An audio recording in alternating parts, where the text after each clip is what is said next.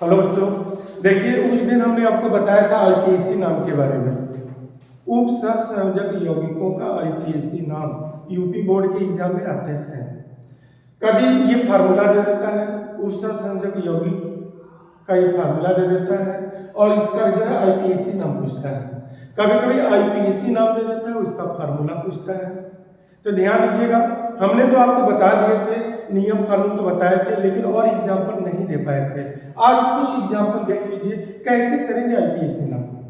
तो ध्यान दीजिएगा, अगर पहला देखा जाए देख रहे CONH3 देखा जी, ये बड़े कोष्टक है। बड़े कोष्टक के बाद हमने क्या बताया है, नियम में बताइए। इसके पहले कोई धनायन है नहीं है, इसके पहले धनायन नहीं है तो लिगैंड की बात करते हैं। लिगैंड इसमें कौन है, NH3 कट है 6 तो ध्यान दीजिएगा, इसमें लिगैंड अमोनिया है।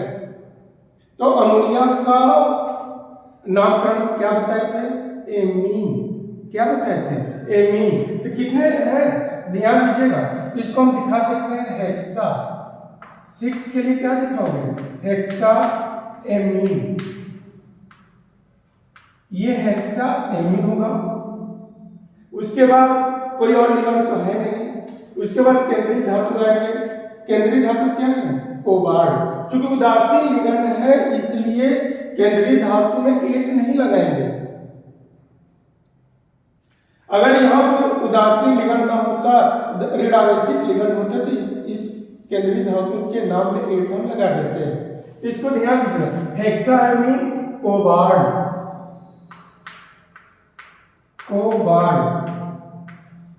उसके बाद देखिए बड़े कोष्टक के बाद देखिए कोबाल्ट के बाद हमने क्या है, किसका नाम बताया केंद्रीय धातु के बाद, ऑक्सीडेशन नंबर। इस केंद्रीय धातु का ऑक्सीडेशन नंबर कितना होगा, ये उदासीन है 3 ऋणायन इसका होगा। इसका मतलब कोबाल्ट पर 3 धनायन होंगे, जितने ऋणायन उतने धनायन। इसलिए कोबाल्ट का ऑक्सीडेशन नंबर कितना होगा, 3। वो भी किस में लिखेंगे, रोमन अंक में लिख करके छोटा कोष्टक लगा देंगे। उसके बाद क्या है, क्लोरीन है। तो क्लोरीन को हम उसका साधारण नाम लिखते हैं। 2 या 3 होने पर उसका नामकरण हम नहीं करेंगे कि लिख दें यहाँ पर 3 तो ट्राई, गलत हो जाएगा। साधारण नाम लिख दिया जाता है, क्लोराइड। क्या लिखेंगे, क्लोराइड। ये रहा आईपीएससी नाम, क्या हुआ, हेक्साएमीन कोबाल्ट थर्ड क्लोराइड। आप बताइए, अब यहाँ पर हमको यहाँ पर देखिए इस वाले में क्या एग्जांपल दिखाएंगे। देखिए क्लोरीन कट है 4 के लिए क्या लिखोगे, टेट्रा। 4 के लिए टेट्रा लिखा जाता है। Cl को क्लोराइड कहते हैं। ये ऋणावेशित लिगैंड है, ऋणायन लिगैंड है। और ऋणावेशित लिगैंडों के नाम हमने आपको क्या बताए हैं, ओ अनुलग्न कीजिए, क्लोराइड में ओ जोड़ दीजिए, क्लोराइडो। क्या कह सकते हैं, क्लोरीन में या क्लोराइड में ओ जोड़ेंगे तो क्या होगा, टेट्रा क्लोराइडो।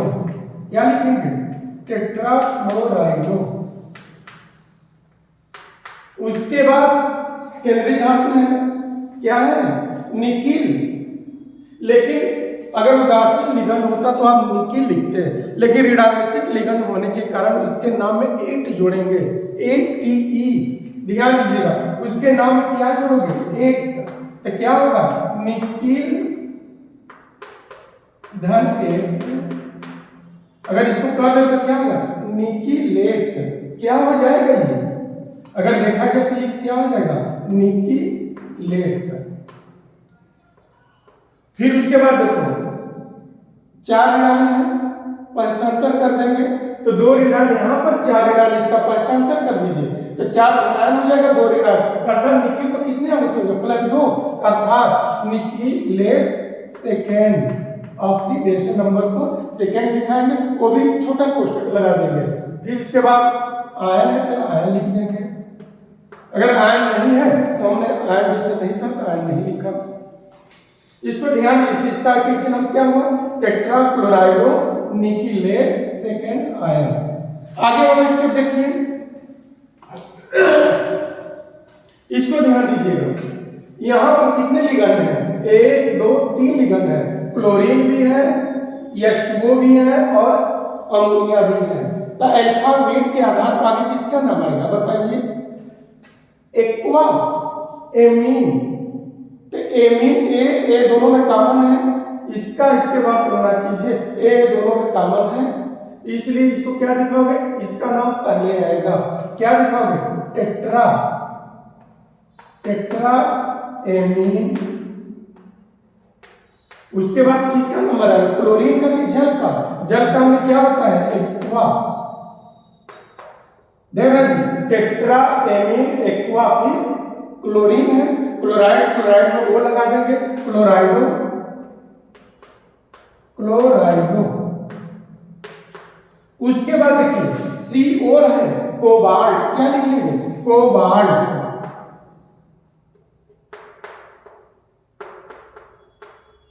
अब इसका ऑक्सीडेशन नंबर बताइए, देखिए ये उदासीन लिगंड है, ये उदासीन लिगंड है, एक ऋणायन, दो ऋणायन, दो एक तीन ऋणायन, इसका मतलब इसमें तीन धनायन होगा, इसका मतलब ऑक्सीडेशन नंबर इसके कितने होंगे, थर्ड। उसके बाद क्या लिखेंगे, क्लोराइड।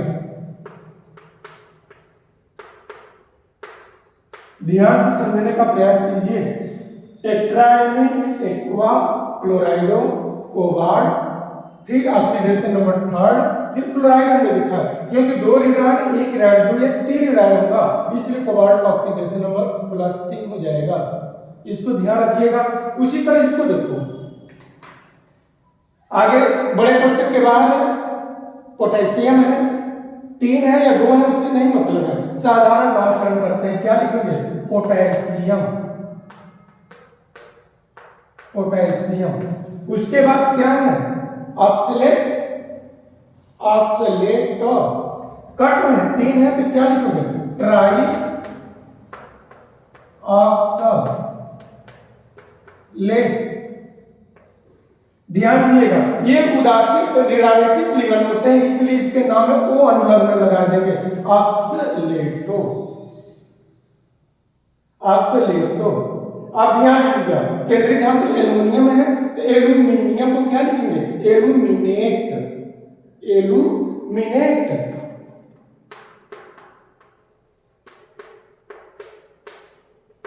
एल्यूमिनेट क्यों लिखा हमने, क्योंकि ये ऋणावेशित लिगंड होते हैं, जहां पर ऋणावेशित लिगंड होते हैं उसके नाम में एट अनुलग्न किया जाता है। उसके बाद देखो इसका ऑक्सीडेशन नंबर कितना होगा, अब जानते हैं ऑक्सीलेट आयन को 2 ऋणायन होते हैं, 3 गुना 6 ऋणायन और 3 धनायन, 6 ऋणायन से 3 धनायन को हटा दीजिए, कितने बचेंगे एल्यूमिनियम, +3, अर्थात इसका ऑक्सीडेशन नंबर क्या होगा, थर्ड, वो भी छोटे कोष्टक में बंद कर देंगे। ये रहे इसके आईपीएसी नाम, इसका बताओ आईपीएसी नाम क्या होगा, ध्यान दीजिएगा, क्लोरीन है, एथिलीन डाइएमीन है, ईएन का पूरा नाम एथिलीन डाइएमीन है, किसका नाम आगे आएगा, क्लोरीन का या एथिलीन डाइएमीन का, बताइए। क्लोरीन, सी से क्लोरो होगा अल्फाबेट, फिर एथिलीन ई से शुरू होगा, ताकि सी आएगा कि ई, ताकि सी आएगा तो क्या लिखेंगे, 2 तो है तो क्या लिखोगे, डाइक्लोरो। अब देखिए ये उदासीन लिगंड है, ये उदासीन लिगंड के 2 तो है, इसके लिए 2 के लिए आप फिर 2 आएगा तो उसको लिए हम 20 भी देना जी, एक होता तो मोनो लिखते, 2 होता है तो 20 30, तो 2 है इसलिए हम 20 लिखेंगे। और ईएन का पूरा नाम क्या होता है, एथिलीन डाइएमीन, एथिलीन डाइएमीन। उसके बाद देखो क्या है, कोबाल्ट, उसके बाद क्या लिखेंगे, CO को, कोबाल्ट। अब ध्यान दीजिएगा, तो अब इसका ऑक्सीडेशन नंबर बताइए, ये 2 ऋणायन, ये उदासीन 2 ऋणायन को पश्चांतर कर दीजिए, 1 + ई 2 ऋणायन पश्चांतर हो जाएगा, 2 1 3, अर्थात इसका ऑक्सीडेशन नंबर कितना होगा, थर्ड, वो भी रोमन अंक में। उसके बाद प्लस लगा है, यह आयन है इसलिए हम इसको आयन लिख देंगे। तो इसका आईपीएसी नाम क्या आपने देखा, dichloro 20 ethylene diamine cobalt third ion. इसका बताइए, यहां पर देखो इसमें 3 जो है लिगंड है, 1 2 3, अल्फाबेट से आधार आगे किसका नंबर आएगा, NH3 एमीन का आएगा, क्या लिखोगे, कट है एमीन है दो, लिखेंगे डाई एमीन, ये डाई एमीन होगा, डाई एमीन। उसके बाद क्लोरीन आएगा कि नाइट्राइटो आएगा, तो सी का आएगा, तो इसलिए इसको लिखेंगे क्लोराइडो, क्लोराइडो। उसके बाद क्या है, NO2 है, नाइट्राइडो, नाइट्राइडो। अब केंद्रीय धातु क्या है, पीटी है, तब केंद्रीय धातु पीटी जो होते हैं प्लेटिनेट होगा, इसको क्या दिखाएंगे, प्लेटिनेट। अब इसका ऑक्सीडेशन नंबर बताइए, एक ऋणान इस पर, एक ऋणान इस पर, दो, एक ऋणान एक ऋणान, दो ऋणान हो गया, ये उदासीन लिगेंड है, तो पीटी का ऑक्सीडेशन नंबर कितना होगा, 2, तो पीटी का ऑक्सीडेशन नंबर क्या होगा, 2। ये आपके आईपीएसी नाम है। तो बच्चों इस तरह से अगर बोर्ड के एग्जाम में अगर पूछे जाते हैं कि उपसंयोजक यौगिकों का आईपीएसी नाम बताइए, तो आप इस तरह से उपसंयोजक यौगिकों का आईपीएसी नाम बताने का प्रयास कीजिएगा। पहले बड़े कोष्ठक के पहले जो परमाणु होंगे चाहे धातु होंगे, उसका धनायन का साधारण नाम लिखिए।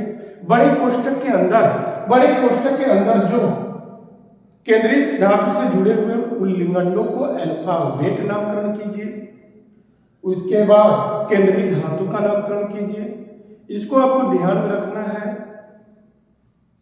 कि लिगंड ऋणावेशित है तो इसके नाम में O अनुलग्न लगाएंगे और केंद्रीय धातु के नाम में एट का अनुलग्न करेंगे। यदि उदासीन या धनावेशित लिगंड है तो उसका साधारण नाम लिख देते हैं, O का प्रयोग नहीं करते हैं। इस तरह से आएगा आपको आईपीएसी नाम लिखने के लिए, तो आप लिख लीजिएगा क्योंकि बहुत इंपॉर्टेंट है, यूपी बोर्ड के एग्जाम में निश्चित आएंगे। इसको आप ध्यान दीजिएगा। धन्यवाद।